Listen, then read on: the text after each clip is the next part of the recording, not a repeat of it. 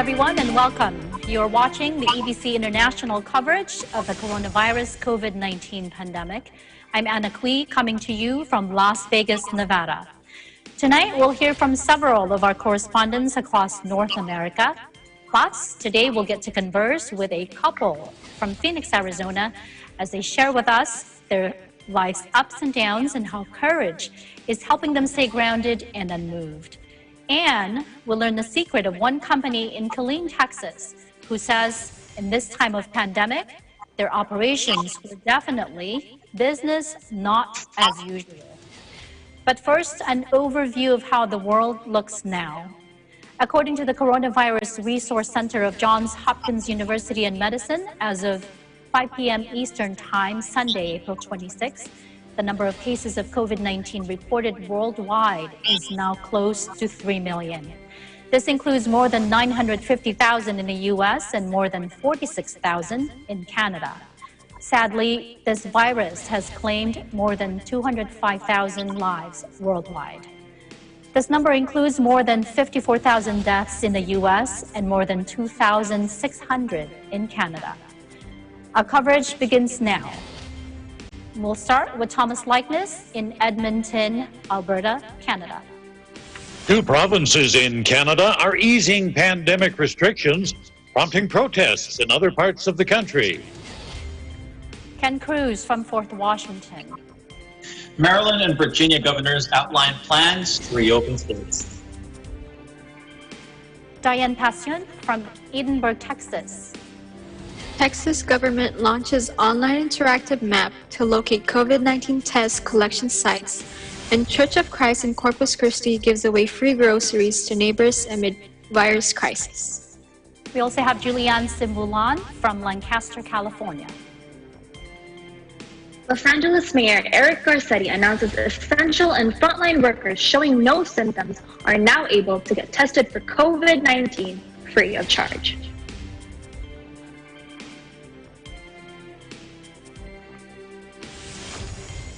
Our coverage begins now. Two provinces in Canada ease pandemic restrictions, prompt protests in other parts of the country. Thomas Likeness from Edmonton, Alberta. Hi, Thomas. Good evening, Anna. The pockets of dissent in Canada, well, there are a few, and it's interesting where they come from. They don't come from the parts of the country you'd expect them to be. People are just upset in some parts that governments aren't moving quickly enough to open up the country. Now, in this past week, Saskatchewan and New Brunswick began easing restrictions. But these provinces have low number of cases, a low death rate. Saskatchewan, for example, has reported only 4 COVID-19 deaths. In New Brunswick, there were none. But that's not the case in more populated parts of the country, and that's where you're finding the protests, and that's what I can't really understand. Over in Ontario, about 100 people turned out on the weekend, chanting slogans, waving signs outside the legislature, demanding that the government open up the province and get rid of the emergency measures. Now it's unbelievable. Some of these people carrying signs claiming the pandemic is a hoax. I guess they're on the internet a lot. Anyway, this is all in violation of the public health order banning gatherings of more than 5 people. Now, let me tell you what the situation is in Ontario. It's got the second highest number of cases in the country. More than 14,830 people have died so far from the infection. And these people are saying it's time to end the restrictions. Now, I saw the premier of that province on television, Premier Doug Ford. He was on there the other night, and he's calling these protesters, these are his words, a bunch of yahoos. Ford has a personal stake in this as well. His 95-year-old mother-in-law in a nursing home, she's tested positive. Is he upset with the protesters? You bet he is. And his anger was very, very visible on television. Now, you know, this time of year, people are talking about outdoor sports, outdoor recreation, the cancellation of summer gatherings. It's understandable people are tired. It seems to exacerbate this cabin fever people are suffering from. Some are handling it better than others, but many people say they're tired, just plain tired of being cooped up in their homes. And it's hardest for people in densely populated areas of large cities. So yeah, I can understand people in Toronto are frustrated, many confined to a small apartment or a condo. Homeowners, at least, we can spend time in our backyards. Also missing, also straining is the social element, because we just don't have that personal contact anymore. You know, sadly, we used to take that for granted. Just a few months ago, we took it for granted. Yeah, we can reach out virtually by teleconferencing, but we still miss the human touch, those face-to-face conversations. So yeah, there have been small pockets of protests in Canada about the lockdown, but most of the country, by and large, Canadians are law-abiding people. They conform. Most understand the need to stop the spread of the virus. Let me give you a quick update on the numbers in Canada. Nationwide, 46,000 cases. The infection has claimed nearly 2,500 lives. Sadly, more than half of those linked to nursing homes. But the fight continues. For all of you, I wish you all good health. Take care of others. Take care of yourselves.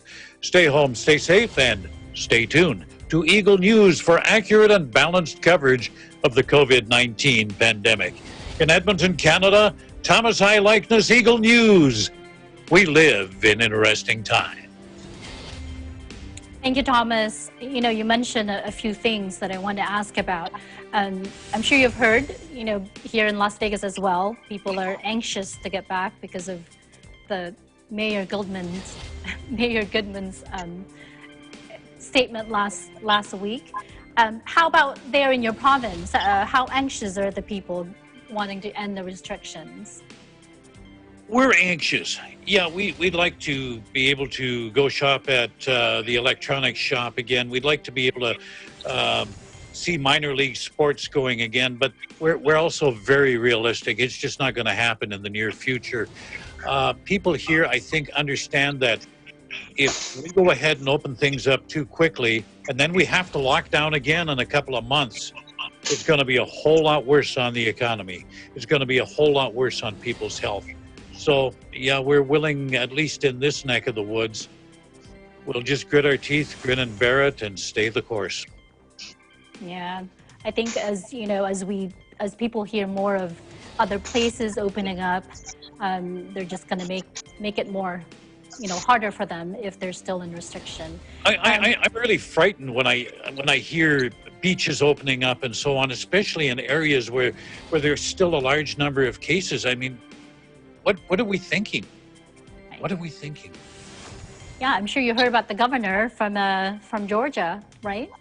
Yes. Opening up non-essential business, even though they haven't really met the guidelines set by the federal government. So we'll just have to hang in there. That's the problem when you let politics but not science kind of rule your decisions. Right.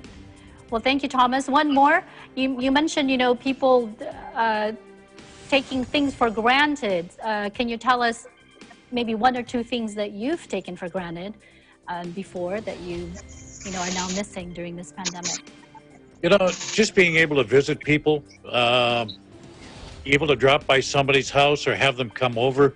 I really miss things like karaoke and so on, and sort of having the gang over. It's going to be a long time before we can do that again. And when we can, I think I will truly treasure it. And, also things like being able to go to a worship service or something. There's just something different about, I know lots of churches, video conference and so on, but it's just not the same as being in the building with a lot of like-minded people. I agree with you there. I can't agree more.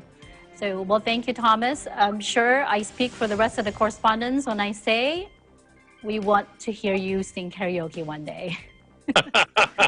Take care. Okay, thank you very much, Anna. Now we go to Maryland and to Fourth Washington. Maryland and Virginia governors outline plans to reopen states. Eagle News correspondent Ken Cruz standing by. Ken. Thanks, Anna. So a day after D.C. Mayor Bowser announced his plan for the city, the neighboring governors of Maryland and Virginia also held press conferences to present their plans to reopen their respective states. Larry Hogan Maryland's governor called the plan to reopen their state as Maryland Strong. The roadmap to recovery is a 3-stage plan that might allow some businesses to reopen as early as May. He said, if we try to rush this, and if we don't do it in a thoughtful and responsible way, it could cause a rebound of the virus, which could deepen the economic crisis, prolong the fiscal problems, and slow our economic recovery.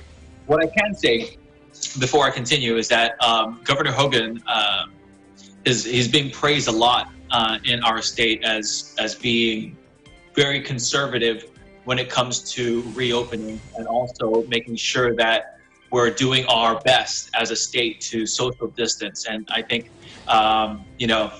whatever your political alliance is in the state, I think both Democrats and Republicans respect Governor Hogan for his call to action and his actions thus far. So a little look at the 3 stages of Maryland Strong. So stage 1, the stay-at-home order can be lifted. Many small businesses can reopen. Lower risk community activities and quality of life improvements can resume. This stage can see the reopening of golf courses, the return of recreational boating and fishing, and elective outpatient surgeries can resume. In addition, local governments would have additional flexibility to open local parks, playgrounds, recreation centers, and libraries if safety protocols are followed. Great news for those that are antsy to go to the gym. If officials don't see any spikes in deaths, ICU cases, or significant outbreaks of community transmission, then the plan would move on to the second stage. Here's the details for stage 2. More businesses can reopen. Non-essential workers who cannot telework can return to work. Indoor religious gatherings can resume with limited capacity. Limits on social gatherings can be raised. Transit schedules can return to normal. And restaurants and bars can open with significant restrictions. And then, if all these go according to plan, stage 3. Some higher risk activities, including social gatherings, can be reinstituted. High capacity bars and restaurants can reopen. Some restrictions on visits to nursing homes and hospitals can be lifted, and some restrictions on entertainment venues and larger gatherings can be lifted. For the state of Virginia, Governor Northam revealed the Commonwealth plan called the Forward Virginia Blueprint. Phase 1 will include the reopening of some essential businesses and strict safety regulations in place in order to protect the public. Continued teleworking, continued social distancing, and a recommendation to wear face masks when in public. So pretty much similar to the stage 1 plans for Maryland. And there's a reason for this, why they're so similar is because, as I mentioned before, the DMV, DC, Maryland, Virginia, their leaders are meeting regularly in order to discuss the matters for all 3 of their areas, since they're such in close proximity. A lot of people travel to and from the states and cities, so it's important that they come out with a unified plan, which they have. As for the numbers, as of 9 p.m. tonight, Maryland reported an additional 815 new coronavirus cases, bringing the total number of cases to 18,581 with 827 deaths. DC health officials confirmed 142 new positive COVID-19 cases, bringing the district's total number of cases to 3,841 with 178 coronavirus-related deaths in the city. Virginia reported 12,970 positive coronavirus cases and 448 deaths. In Fort Washington, Maryland, Ken Cruz, Eagle News. We live in interesting times. Thank you, Ken. Yeah, we could really only hope that our government, local government leaders in every state will be as conservative as you mentioned Governor Hogan is being. Yes, you're in Vegas. Interesting times over there. Yeah, that could be a whole other conversation, right? Because really, there's no better time to be on the side of caution these days. Correct. So can you tell me again, what would it take for phase one for Virginia's reopen plan? Absolutely. So it's kind of similar to Maryland's and DC's, whom I've laid out before, but Northam advised 5 specific criteria that need to be met in order for phase one of their reopening to start. One would be a downward trend of the percentage of positive cases over 14 days. That's pretty consistent with the other states. Second one would be downward trend of hospitalizations over 14 days, also the same. Increased testing and contact tracing, enough hospital beds and intensive care capacity, and then finally, an increased and sustainable supply of PPE, personal protective equipment. So they're pretty much consistent with all the other states that are being conservative.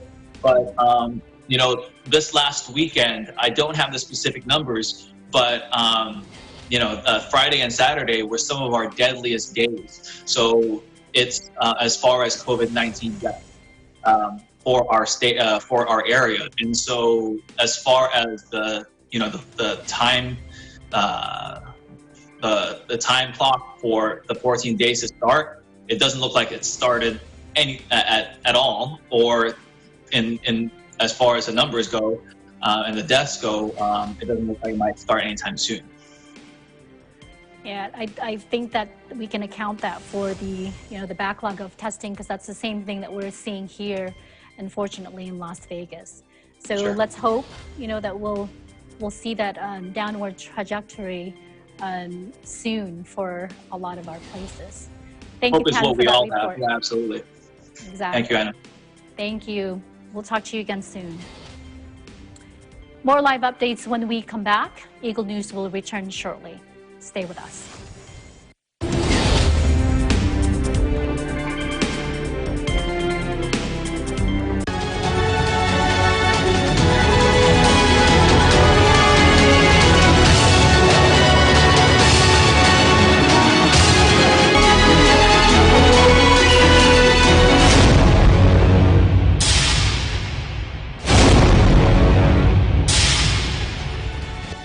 This program is presented by SMC Infrastructure, building a better world.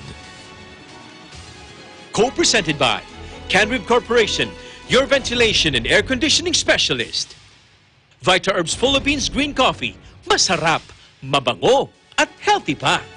Kubert Industries Incorporated, Trading and Services, the cooling expert.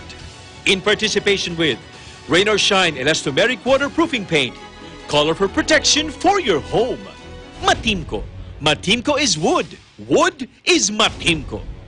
R Square Variables Incorporated, your trusted UPS supplier and UPS maintenance provider in Luzon, Visayas, and Mindanao. CompuZell Computer Services, ID card and lanyard manufacturer, DN Steel, EMAT UPVC Roof Corporation.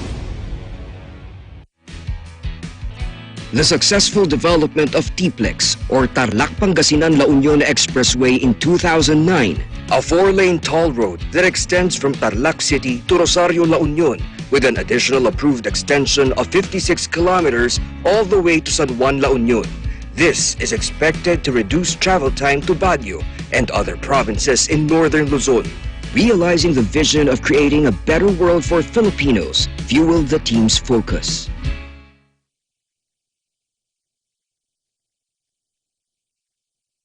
COVID-19 is an infectious disease caused by a new coronavirus introduced to humans for the first time. It is spread from person to person, mainly through the droplets produced when an infected person speaks, coughs, or sneezes. These droplets can land in the mouths or noses of people who are nearby. These droplets are too heavy to travel far in the air. They only travel approximately 1 meter and quickly settle on surfaces. This is the reason person-to-person spread is happening mainly between close contacts. The exact time that the virus can survive on surfaces is not yet known. So it is wise to clean surfaces regularly, particularly in the vicinity of people infected with COVID-19. Hands touch many surfaces, which can be contaminated with the virus. You should therefore avoid touching your eyes, nose, or mouth, since contaminated hands can transfer the virus from the surface to yourself. When coughing or sneezing, cover your mouth and nose with the bend of your elbow or use a disposable tissue. If a tissue is used, discard it immediately into a closed bin. The most effective way to prevent the spread of the new coronavirus is to clean your hands frequently with an alcohol-based hand rub or soap and water. This will eliminate the virus if it is on your hands. Stay healthy and prevent the spread of COVID-19.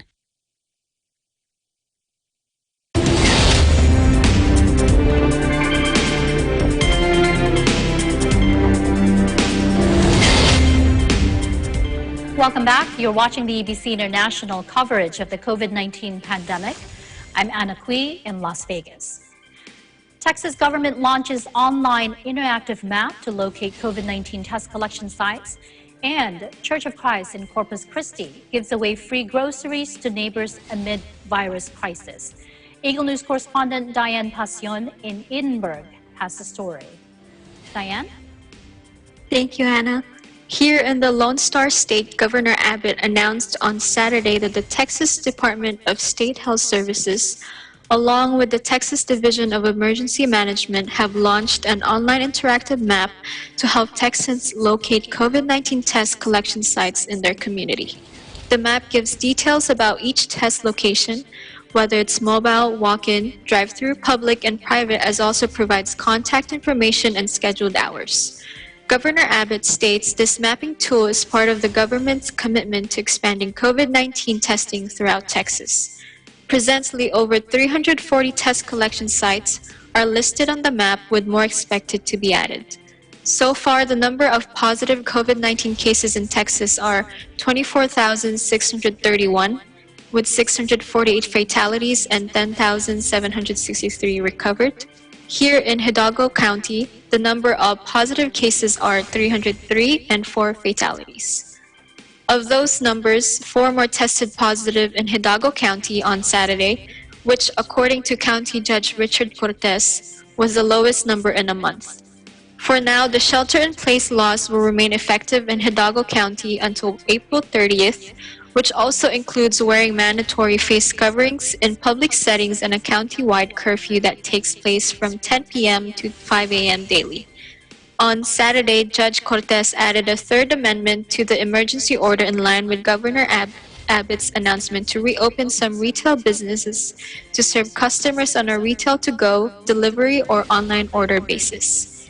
Hidalgo County residents who lost wages or employment or having trouble paying their rent or utility bills because of COVID-19 can apply for help by visiting www.hidalgocsa.org. And speaking of offering help in Corpus Christi, Texas, volunteers from a local church took time to give back to the community. Armed with gloves, facial coverings, and hand sanitizers, members from the Iglesia Ni Cristo Church of Christ offered free bags of groceries and household items to local residents via curbside pickup.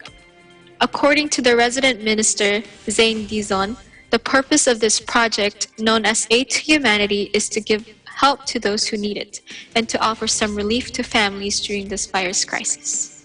In Edinburgh, Texas, I'm Diane Pasion. Eagle News, we live in interesting times.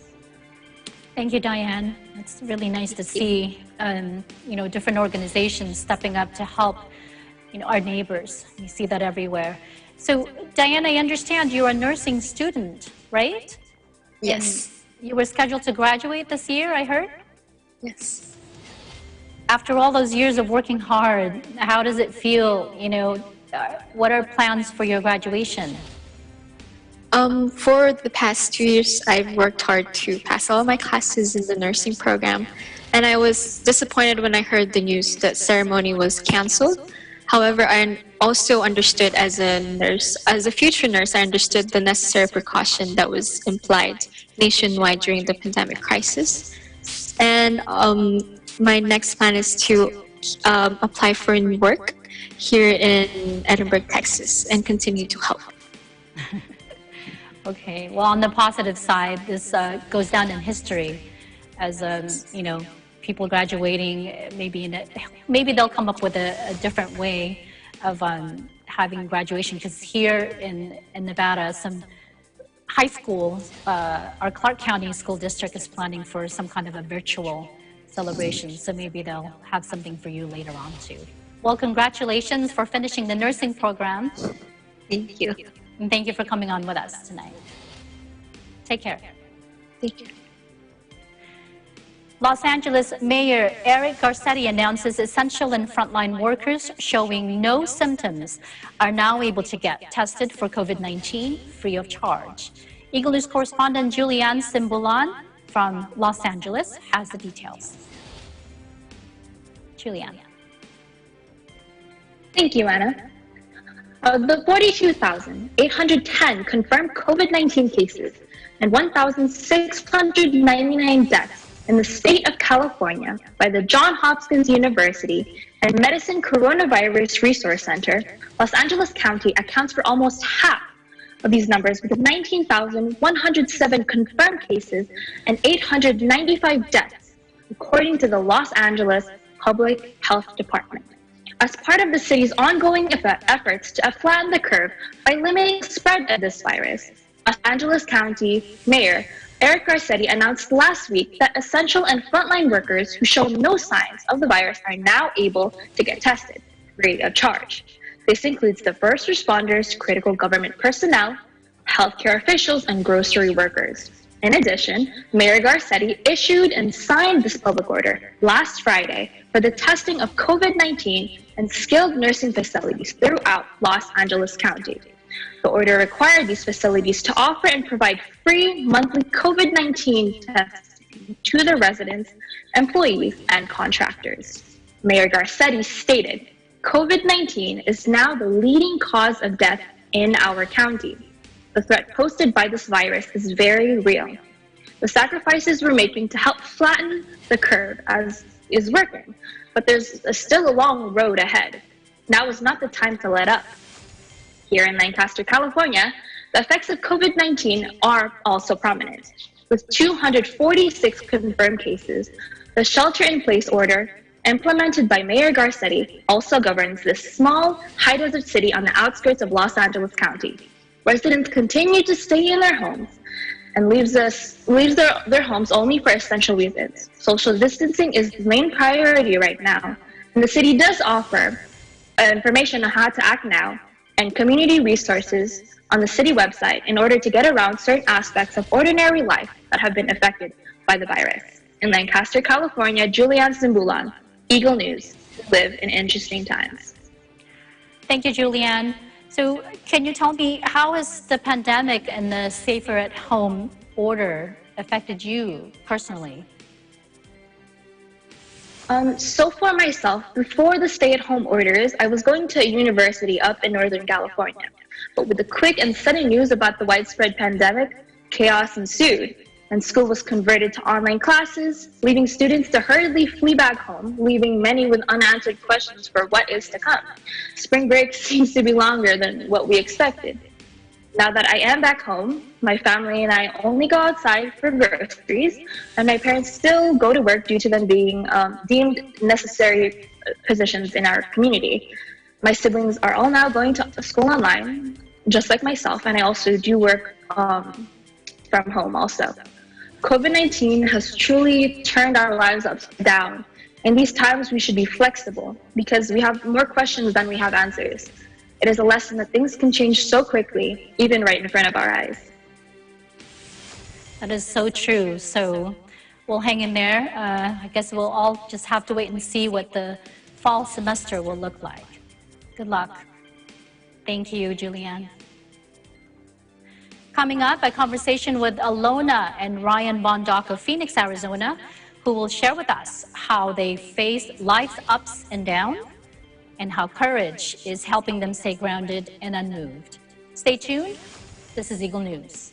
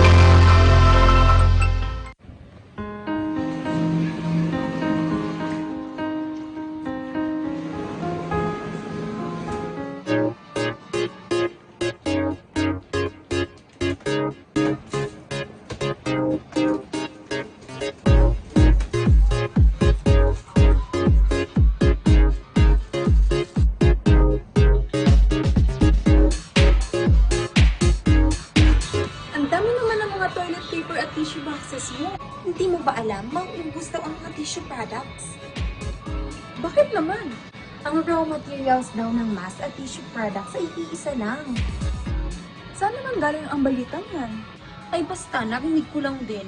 Maraming din kayang nagpo-post sa Facebook at Twitter, kaya kung ako sa'yo, kumuha ka na din. Sige na't mauna na ako sa'yo Huwag basta-basta magpaniwala sa mga nakikita o nababasa sa social media. Magsaliksik at i-verify ang lahat ng impormasyon Nakukuha sa internet. Tandaan, maging responsable tayo sa paggamit ng social media nang hindi magdulot ng panic sa iba. Kung paanong dapat labanan ng COVID-19. Ay gayon din ang ating pagsugpo sa black propaganda At maling impormasyon.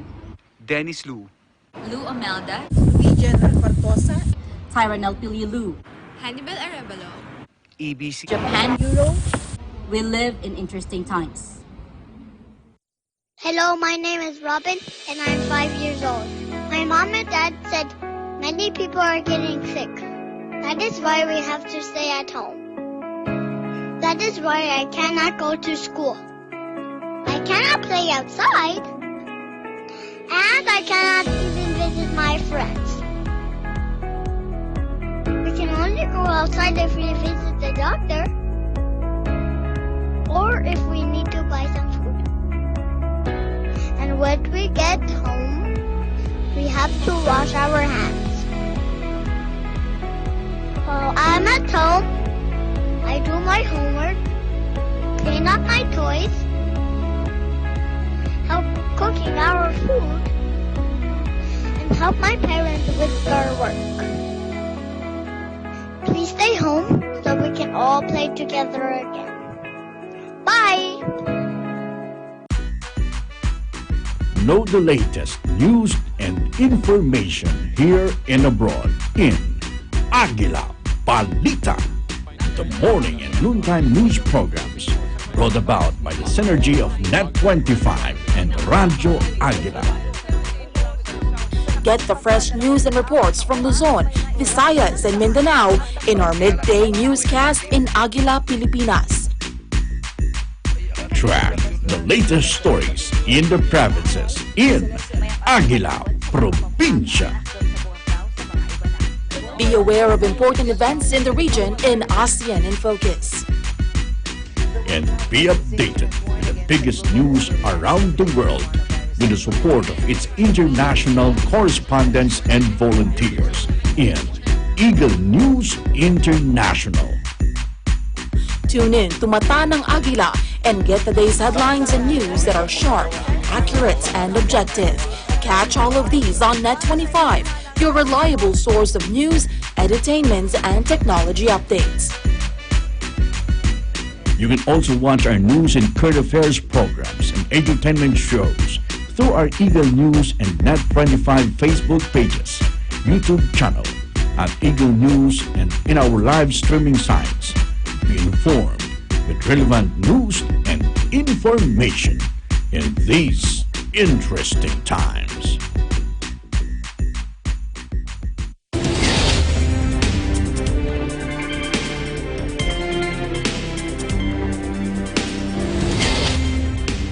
You're watching the EBC international coverage of the coronavirus COVID-19 pandemic, North America edition. I'm Anna Kui. Filipinos known for their resilience have a saying, life is like a wheel. Sometimes you're on top, and other times you're on the bottom. But what happens when life feels more like a roller coaster ride, filled with quick turns, scary uphill climbs, and gut-wrenching drops? Well, it depends a lot on how a family chooses to face the ride. Take a look. Happy birthday It's a familiar scene to most of us. Different faces, different ages maybe, but still, who can't break a smile when looking at the joy on a kid's face when celebrating his birthday? But for Isaac, celebrating his 7th birthday would mark one of the last truly carefree moments of his remarkable life. His parents, Ryan and Alona Bondoc, will tell you that their lives were just like everyone else's, filled with ups and downs, challenges and blessings. but nothing could prepare them for the roller coaster ride their lives would become. On November 19th of 2018, Isaac was admitted to the hospital. After many tests and theories and discussions, the doctors confirmed Isaac was in acute liver failure, but they could not figure out why his liver was failing. His health had declined so quickly, he was moved to the top of the UNIS transplant list a week after Thanksgiving. While the family tried to make things easier for little Isaac, Alona remembers feeling trapped. Isaac needed a new liver, but she simply could not wish or pray for someone else to suffer or die to save her son. Ryan recalls medical options, recommendations, and plans changing constantly, stating, "We lived our lives in like 4-hour increments because things just kept changing." Case in point, they were told Isaac was too ill to travel. Ryan went to work, was called back to the hospital a few hours later. By evening, Isaac and mother Alona were on a medical plane bound for Stanford in California, which, though frightening, also gave hope Isaac would get the help he needed, but not without disappointments. I got tested to see if I can be a living donor for my son, but I was so sad and disappointed that I wasn't a match. There was no way I could help him. So after 7 days of waiting and 3 donor options discussed, they finally got the call. A donor had been found. Surgery was finally scheduled, but then delayed due to legal issues with the donor. Then, just as miracles sometimes happen, the surgeon came in to tell the Bondocs that an 8-year-old liver from Arizona was on its way as the best option for Isaac. Isaac's surgery took 2 hours, and his road to recovery, though extremely challenging, has forced the family to adopt a new normal, equipped with a deeper appreciation for the time they have together. He gave me bacon. When I was taking my meds. Whoa. That counts, right? Mm-hmm. That counts. Isaac's regimen of medications help him, but also leave him with a low immune system. So even when things go right and they receive blessings like a Make-A-Wish Foundation family trip, they can change at any moment. Just since this past cold flu season started, Isaac has already had earaches, strep throat, pneumonia, and the flu, twice. Before he can receive medicines, he must undergo tests and x-rays to ensure he gets the exact and correct medication. Some of the tests and procedures were postponed due to the coronavirus pandemic, so the family did what they normally do when hit with life challenges. They made a plan and did their best to get on with life. With school out, family life has become more eventful. Olivia, Isaac's older sister, who excels at everything, is smart, creative, loves school, and singing in her church choir. Isaac is still strong-willed, smart, courageous, and loves to keep his parents on their toes. They are enjoying doing things as a family and spending more time together. But even under the best safety and preventive measures, reality kicks in. In preparation for one of the postponed procedures, Isaac had to undergo COVID-19 testing last Friday. Waiting for the results is not easy, but this family has had to learn to live with the roller coaster-like ups and downs real life serves up, and has mastered making family time special time. Praying Isaac and the Bondoc family receives good news tomorrow. In Phoenix, Arizona, Lisa DeSena, Eagle News, we live in interesting times. Wow. Talk about having to get used to a new normal. As you mentioned, you were just, a year and a half ago, you had to adjust to a new normal, and then now here's another new normal. So Isaac had to be tested for COVID-19, and you'll get the results tomorrow. Is that correct? That's correct. The procedures that he needed to undergo in order to figure out what's wrong with his cough and him throwing up was postponed because of the lockdown in Arizona. But the last few days, it has been a little bit severe, so the doctors asked permission from the hospital to see if he can go ahead and come in for the EGD and a bronchoscopy. They got the approval but they needed to go ahead and give him a COVID-19 testing, not only for his safety, but the safety of the doctors and the nursing staff there. Yeah, that's a lot. I mean, to think about. I mean, what's going through your minds right now as you're waiting? It's a little bit scary, right? Because we don't want to bring Isaac to a place where there's other sick individuals around, right? He can catch anything. Somebody can walk by him and he'll catch it, right? So it is a little bit scary. But in order to look forward and to be able to help him with some of the issues that's been going on, we knew this was the right choice that we had to make in order to help him out. Right. How's he doing right now? He's doing okay. Just a little bit of a cough that he can't shake. He's had it since the end of November of last year. And then, so he got new medication because of that. But the cough is okay, but now he's been throwing up a lot, not keeping his food down. So that's a little bit concerning for us. Mm-hmm. Well, we hope that, thankfully that he's able to get this test in a couple of days, and hopefully, as you're waiting, that he feels better in the meantime. So overall, what cherished thoughts or life lessons would you say you gained from this whole transplant experience? Well, just keep pushing forward, looking forward. We are active members in our church, so we have a strong faith, and we rely on God, and whatever the plan He has for us, we accept and we just move forward with it. So, but we don't let it stop us from living life. I think that's the important thing we all have to cherish and understand, is that things happen in life, but you don't want it to ever slow you down in actually living life. Even though I got a little misty-eyed during the that video, because things can change, and you never know what can happen. I mean, we may not have a full. I don't want to say that, but it's a possibility. Thinking not just COVID-19, but also future possible transplant or issues with his liver. So we tend to put that in the back of our mind, and we enjoy the time that we have with him now. That's the best we can say. Yeah. Right? You mentioned, you got misty-eyed. I'm trying to, because I'm a mother myself, and to have a child, and he was only 7, to go through that, and you must have had a conversation before, when it first happened. What are some of those conversations that you had? Like, you have another child, you have a daughter as well.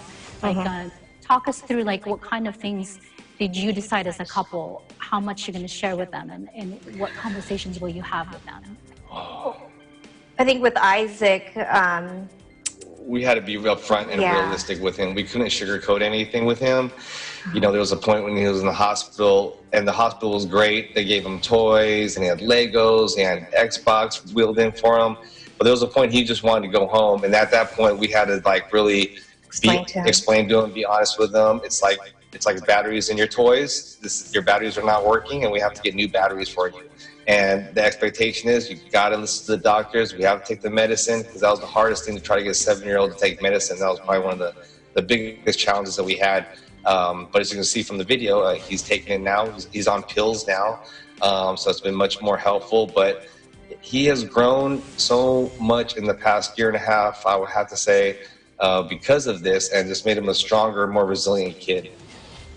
He does struggle a little bit. Sometimes he'll say, I wish I was a regular kid where I can eat all the time, any time of the day. That doesn't matter. But he understands the reason why he has to go get blood draws or things like that. He's very resilient and happy that he's able to get a new liver. Yeah. Well, that's good to hear. And for him, so you see that he's stronger. It made him stronger, this whole experience. Now, what about your daughter, Olivia? How much older is she from him? And how is she dealing? She's about 2 years older. It's a great question. She's a great big sister for sure. She definitely keeps us on track. Sometimes a little little too much more than I would want her to be. Because I want her to be a kid. I don't want her to worry about the things that we have to worry about and take care of Isaac. That's our job. But she does, you can see the motherly instincts in her to take, as an ate or older sister, that she, watches out for him and makes sure he's not eating what he's not supposed to eat, or he's taking his medicine at the times he's supposed to. Things like that. One thing I did notice about my daughter is that she has become more empathetic to other kids that are critically ill children as well. Going through this process, we've joined several different networks in our state. We took advantage of some of the great activities that they've held for kids of critically ill children, or parents whose families, I should say. And she's got to hang out with a lot of them. Make friends with them, and I think she's more empathetic now to those, children that may be going through the same struggles. Well, that's really nice that, you see her probably growing faster too, right before your eyes. And that's good that you mentioned, some support, because of, to our viewers who may be experiencing, the same thing. So can you tell us about, a couple of those, maybe those organizations that you mentioned that they can reach out to? Sure. Locally in Arizona, they have an organization called Hope Kids, which holds free events around the valley for critically ill families, so that it's a safe place and everybody has that same understanding that they can go there, be safe, and have fun. There's also other organizations in the valley that we belong to. Excuse me. It's Hearts of Hope Network, and that is a national organization. They assist with any financial needs that families may need as well. Make a Wish, also another great foundation. Now that Isaac was blessed with the wish, we are considered a wish family. So their organization has been very helpful and gives us hope and love when we need it. Yeah. And it's good to know, there's other families out there. That's probably the biggest thing. There's a network of other families out there that are also going through these type of challenges in their life. And the best thing is that they're all positive. It's we've met with families where I couldn't believe the struggle that they were going through. Their son was having a brain tumor removed, and I mean, his days were, from her point of view, sound bleak. But the kind of attitude that these parents have is, that's one thing we learned going through this, is that you just got to press forward, and you have to be optimistic, and you have to be happy. You can't let it get down on you, because your kid needs that. Yeah, right. They cannot. I mean, we see so many stories of children being so resilient, and actually be the ones to to let their parents know, to be strong, right? Yes, you've seen that in Isaac. Now, going back to this new, I mentioned earlier, you were getting used to your new normal, and then now COVID-19 hits, and it's again a new normal for you. How are you guys dealing with all of that as a family? So we've been living that, the washing your hands, wearing a mask, keeping everything clean for probably the last year and a half. So we were totally fine with that. We're actually enjoying it, actually. We like seeing people walk around with masks. We're not worried about affecting our son or anything like that. But yeah, it's about time everyone should wear some masks. What's funny is Isaac said to us, he goes, "Look, Mom, everybody's wearing masks now. They're just like me." Just like him. It kind of makes them feel a little bit comfortable. Oh, that's really nice. That's something really positive came out of it. It gives him comfort. Yep. So what are some of the things that, that you guys are doing at home to keep you busy and have the kids engaged? Wow, where do we start? We're running out of tricks, honestly. We've dug in their closets of old past gifts and toys that they haven't opened up yet, going through those. Monopoly we picked up. We thought that was going to be helpful for the math part, because obviously the kids are out of school. Nerf gun battles, try to keep them fit, healthy, and active, even though we're stuck in the house. And the weather's getting a little bit hot right now, so today we pulled out the water toys, so to keep them outside, away from electronics. Yeah. Enjoy some sun. another positive thing from this is that families are spending more time together, actually doing things together, as opposed to just being on our gadgets. So, finally, even before this pandemic and maybe before the transplant, as a family, what are some of the things that you probably feel that you took for granted before?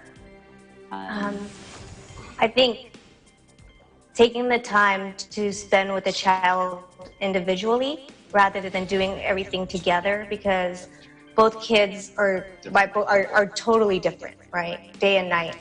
So I think this time it allows us to spend more individual time with each of our kids. And with each other. Being home, the commute's been better. I mean, obviously, there's no traffic really that much anymore. So we get home in an earlier time frame. I'm on like slightly flex hours, so I can come home earlier and leave a little bit later. So that's been a blessing. To be able to eat together at the same time.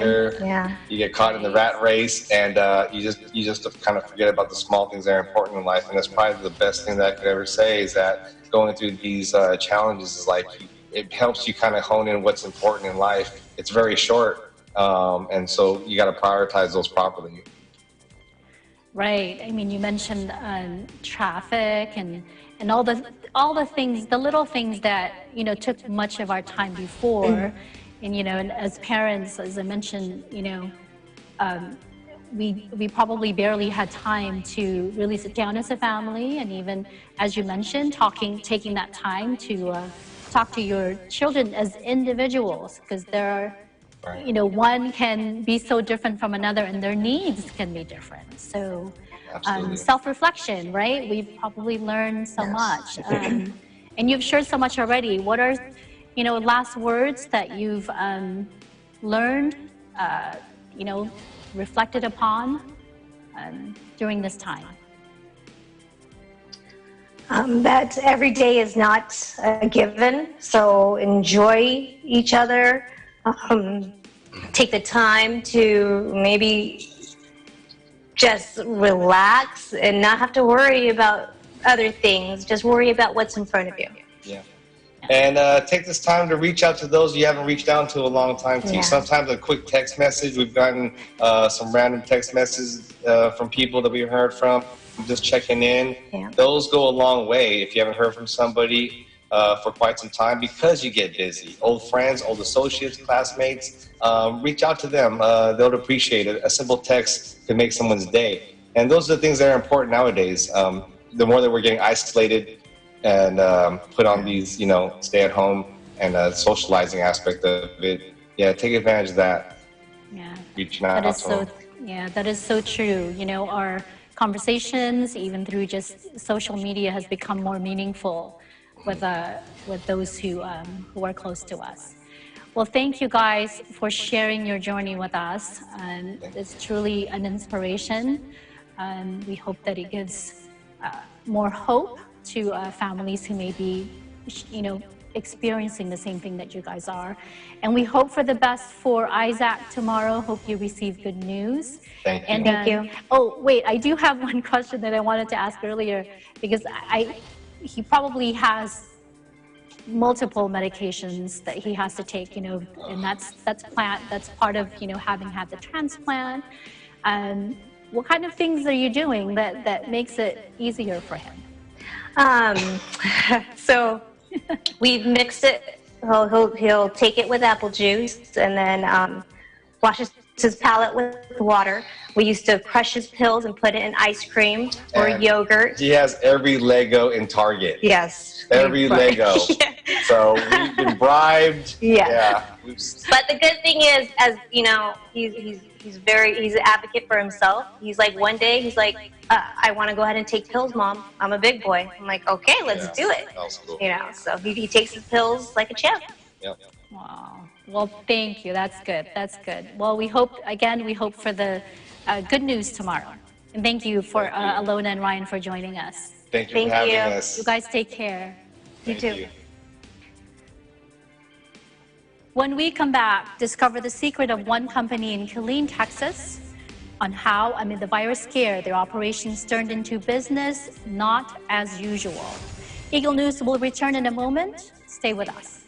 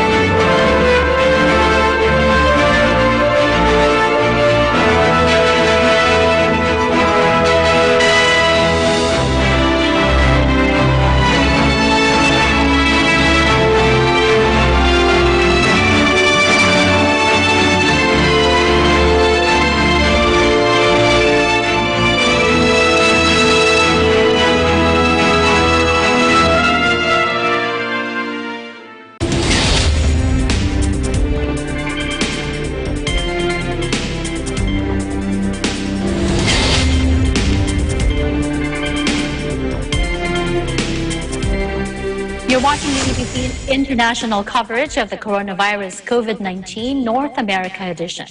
Anna Kui here in Las Vegas. The COVID-19 pandemic has forcibly closed down the doors of hundreds of thousands of businesses, not only here in the U.S., but all over the world. One reason why fear of a long-term economic bruising is building up day after day. For some, however, this was not the case. With Eagle News tonight is Jennifer Valerio of Valerio and Company in Killeen, Texas, who will share with us why in this time of crisis it was business not as usual for them. Thank you for joining us, Jennifer. Thank you, Anna.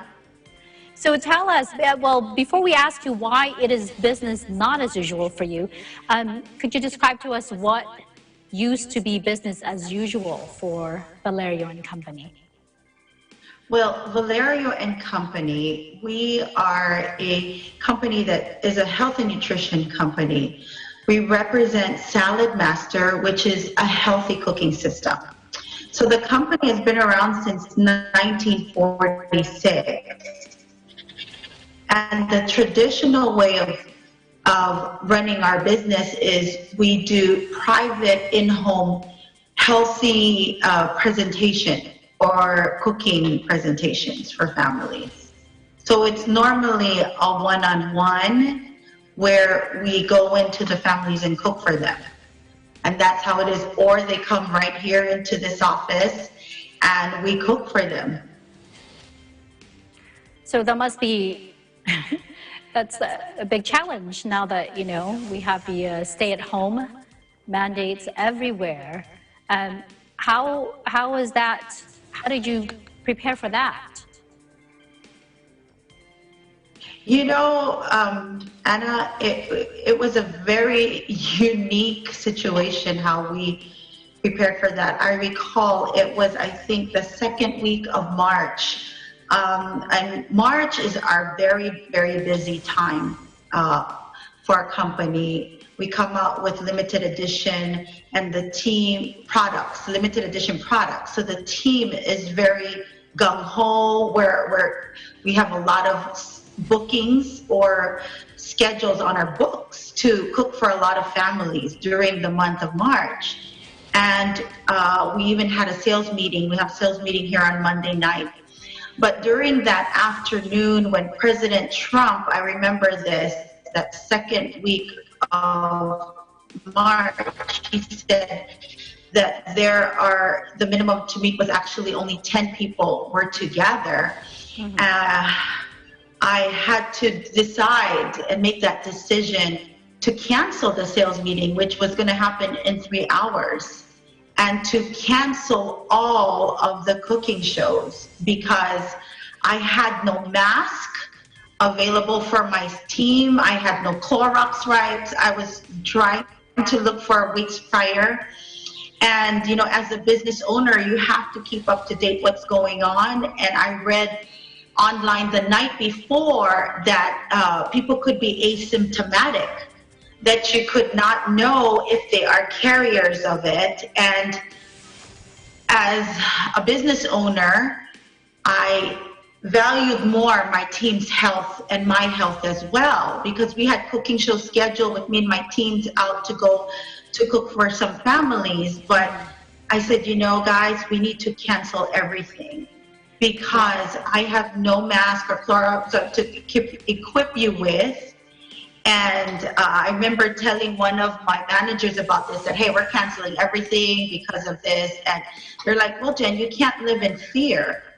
I said, however, I cannot live also in ignorance. Right. And I care about my family, our team. My team here, it's like my family. So I say I care about everybody's health. Our health is our priority. And I say, we can do this later. We can make the money later. And everybody was completely shocked by my response to everything and shutting down our whole our whole operations. And I said, you know what? Our plan is we schedule everybody for the following week.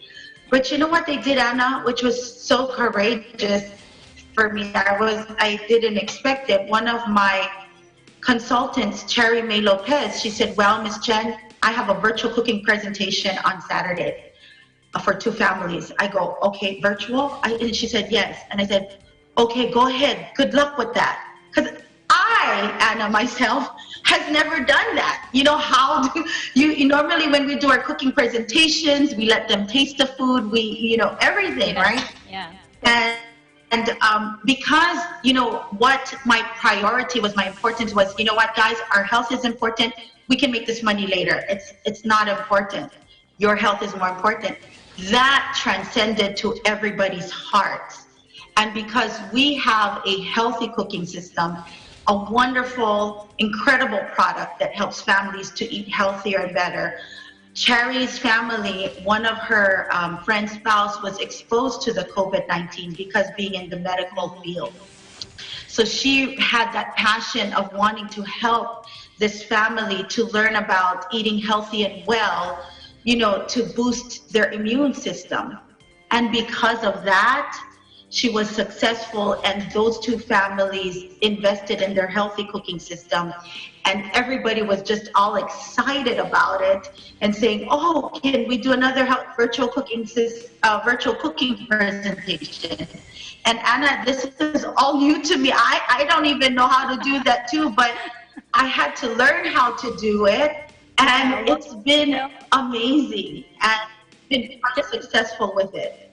That's so good to hear, because just like with everything else, you know, there's something positive that's coming out that we're learning from this, right? So I heard about a nonprofit organization you helped build, and you know, how did you get your sales team to be involved with that? Well, it first started, Anna, where my mother and I, it was during over breakfast one time, and she mentioned to me that there were some families that we know of back home that had no access to food. And I said, okay, Mom, can we send them some money? I'd like to help, and let's, you know, Western Union it. And she said, well, you know what? The Western Union is not working at that time. It wasn't. And it just crushed my heart, because you know, here are some families who have no access to money. We can't even give them money to have access to food.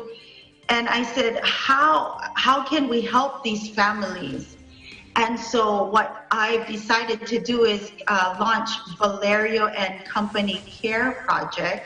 And our care project was to donate $25 to anybody who to donate to our cause who lets us cook for them virtually, even if they don't purchase a thing. And if they do decide to invest in a healthy cooking system, we would triple that amount and donate it to the Valerio and Cares Project to feed a family in a third world country. And I shared that with my team, and loved it. The first week we did it, we made a nice giving amount. And the second week, oh my goodness, we doubled that. The following week was the same amount. And then I'm so beaming with overjoy. I'm exhilarated because this week we more than doubled that amount. And so far, Anna, we have fed over 300 families with really amazing. With being able to help others. Yes. That's really amazing. And I know earlier you've already mentioned, by making the decision to, to stop all the schedules, you basically put the people that you work with first. So why do you think, great leadership like that plays such an important part during this time of crisis like today? Because the importance of valuing what is important now, and it is life, right? And it's having good health. Right. Because if you don't have that, you can't live, right? Exactly. And like you mentioned earlier. Oh, go ahead. Like you mentioned earlier, money can be made later. So, but if you're sick, money can be made later. Exactly. If people get sick, something terrible happens to them, then of course that won't help. Then they won't be able to work. So, well, thank you so much, Jennifer, for sharing with us some of those good news. That's really inspiring. Hopefully, other organizations will continue to also do that. We've heard of so many donating to good cause, helping others. More power to you, to Valerio and company. I'm sure we'll hear more of you later on. Yes, and can I also share with our viewers how in times like this, as a leader and as a business leader, what I've done is constantly motivating my team, keeping them inspired. And one of the things that keeps us going is I've instilled with them, if you all know who Kobe Bryant is, and with his Mamba mentality, I had them watch his videos, and I'm so inspired by Kobe Bryant. And it's too bad I only actually learned about it when he passed, but the 5 pillars. And well, with the Mamba mentality, it is always, what it is it's a quest, a constant quest to be the best version of oneself. So always trying to be positive, trying to see the brighter things of everything, and being resilient and fearless. So, with this whole thing of doing virtual cooking, adapting to change, I am so blessed and I am so thankful for my team, because actually some dealerships have stopped and they actually closed their doors, but never really embrace the change, embrace this whole virtual world. Right. And I'm so grateful that my team has, and we've been able to be successful with it and to be also able to give back. But thank you so much for giving us the opportunity to be on the show. Thank you again, Jennifer. Thank you for sharing and inspiring us with all of that. Thank you. Thank you, Anna. Speaking of some happy news, we at Eagle Broadcasting Corporation invite you to our 52nd anniversary event, Enjoy Music Beyond the Crisis. It is an online concert that started yesterday and will happen again on May 3rd, 10th, and 17th from 9 a.m. to 12 a.m. Philippine time. It is an e-concert streamed on all EBC media channels to help our frontliners, healthcare workers, and communities affected by the COVID-19 pandemic. So we hope that you will tune in on those days. A few reminders before we end today. Wash your hands often with soap and water. Cover your mouth and nose if you're sneezing or coughing. Avoid touching your eyes, nose, and mouth. Avoid contact with sick people. And if you are sick, stay home and call your healthcare provider. Continue to practice social distancing, making sure you keep at least 6 feet between yourself and others and avoid crowds. And wear a protective face covering when out in public. Let's continue to thank our frontline and essential workers with a round of applause. That is today's ABC International coverage of the Coronavirus Pandemic North America edition. Thank you for joining us. I'm Anna Cui, and we live in interesting times.